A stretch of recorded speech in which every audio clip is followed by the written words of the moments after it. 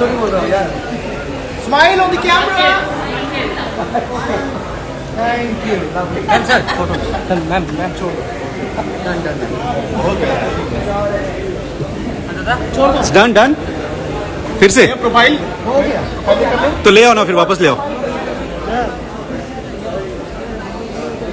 ये तुम पकड़ो जरा अपने लोग भी पीछे हो जाइए प्लीज, थोड़ा थोड़ा पीछे हो जाइए भाई साहब।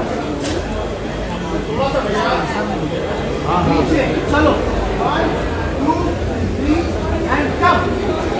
चलिए Look into the camera and smile.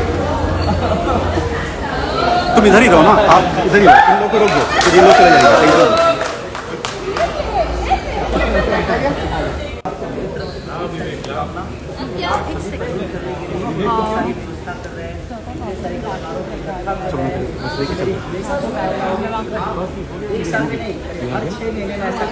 Give somebody ना, give someone ना who can take us.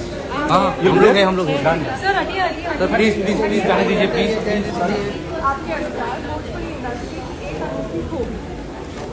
यहाँ इमोशन बहुत है, मुझे लगता है कि यहाँ इमोशन।